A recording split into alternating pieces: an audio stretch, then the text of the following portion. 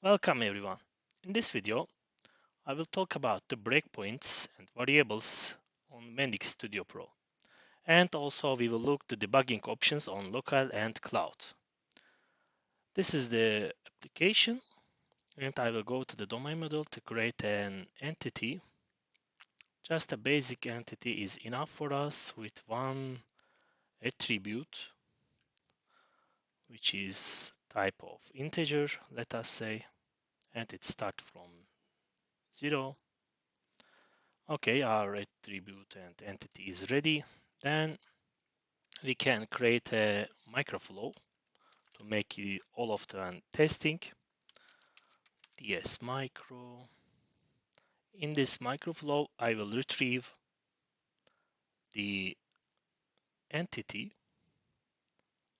I need to take one entity in each time, so I will put the range as first, and everything is same. Then I will check the entity is empty or not. If it is empty, I will create new one. Yes, this is the empty area and create object.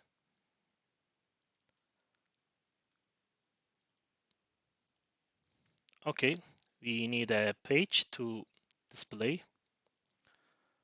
Form, vertical, pop-up, and entity. New edit is better name. Okay, this is the page. I can give the entity and say okay and to yes. This is the pop-up page now. Then I will open this page if it is created newly and put this newly created entity to as an argument. So let's put this new entity, this one. So what if it is exist already? It will directly open also the new edit page. So as an argument, as an input, we have just one option, which is found in database. Let us test it. Okay. I changed some layouts and I'm using the dark mode and my debugger and variables is here. You can use whatever you want. You can change the layouts. Okay, and let us view. Okay, I forgot to call the microflow in homepage and rerun again. Okay, now microflow opening the newly created one. Let us say 2, and after I each time click, it will show me the only existing entity in the database. So let's go to the breakpoint site. I can use the breakpoint in microflow. For example, if I want to search the area and put the breakpoint in one of the actually activities, let us put the breakpoint here, right click on the activity and put a breakpoint. And also I can add many breakpoints here. You need to actually run the program first, then you can add the breakpoints in each area. Okay, let us test it. If I click this one, my Studio Pro is blinking. So it is coming here and I can use debugger and variables area sections here. So step into is like in each iteration, in each step, you will find the path and you can understand that, yes, this path is going like this and opening page and ending the microflow activity. So it's working. Until I say yes and continue and the microflow ends, you see the pop-up page will not be actually opening. So let us try again. And I put just step into, and I can say the continue to actually to the next breakpoint or to the end of the microflow. So let us use the variables. If I go with this one, at the beginning of the microflow, these are the variables, which is also the system tokens, current user, current session, and current device type. If I put a step into, then I create the entity and I can check the new entity. This is the ID, this is the attribute.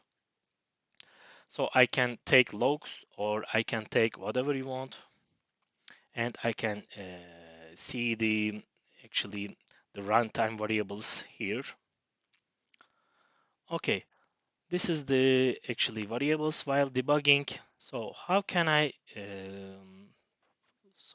remove the debugging the breakpoints? So right click to this one and you can disable the breakpoint, and if you enable until you enable them, it will be disabled, and it will not actually go and stop here. You see, also you can remove or enable again. Let us remove. So this is the conditional. Also another opportunity is the conditional breakpoint. So let us right click and you see the edit breakpoint option conditions. So I can create some conditions here. For example, I can choose the current user as administrator. For example, only for the admins can debug, or I can choose the entity attribute also, which is lower than 10. So this condition will be as a breakpoint. So let me continue first. Then because it's 3 now, it will go to the breakpoint. You see, if I continue, it will open. If I go with the 15 and click this one, it will not opening as a breakpoint. You see, because we have a condition here. So you can change the condition, you can add many attributes, and you can use the existing variables and tokens here. That's the thing. And we see the breakpoints, variables, and debugging on local. So what about the cloud options? I will publish my application to the cloud, then I will connect the debugger, and we will see. I will just start the publishing stuffs. During this time, I will stop the recording. Then after my application is published, I will run the recording again. Okay, our application is published and I can see the View Web button is enabled. Let us see our application in Sandbox. Yes, we have only one button and it will work as expected. I want to actually emphasize something here. We have actually the breakpoint here, but it will not work because our debugger is not connected here, because our debugger is connected to the local. So how can I actually connect our application in cloud with my local application, local Mendix Studio Pro? Let us see. You need to open the actually developer portal and go to the environments. This is the application that I developed, and I go to the environments and see the show debugger information here. Let us see show debugger information button, and this is the URL, this is the password. Just copy two of them, and you see the debugger options has the connect. Let us see and go with the second one, and you can change the URL with this one, and you can change the password with this one. While doing this, you just enabling the actually debugging, and the existing debugging options will become disabled. But let us create new one and add breakpoint, and after you add breakpoint, it will be automatically disabled because you are connected to the cloud, and you need to be aware. So you can enable the breakpoint. Actually, I want to warn you about if you actually connect to the and debugging with the cloud, you will interrupt. You can interrupt actually all of the users that you are using your application in cloud. So let us see, and if I click the microflow, yes, my Studio Pro is blinking and my debugging options is here. So let us enable the existing one. Let us remember the breakpoint conditions here, and maybe it's better to rewrite again. Okay, let us check. And yes, entity attribute is 10.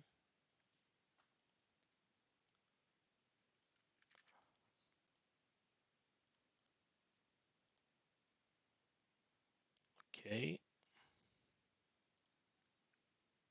let us enable this one.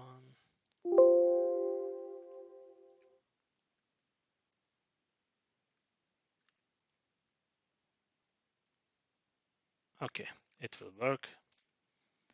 I just put the breakpoint condition and fix the breakpoint condition, so it's working. And also I can reach the variables. As I mentioned before, I can see the variables and I can edit the conditions as I mentioned. Okay, that's all for now. Thank you for listening. I hope you enjoy. See you.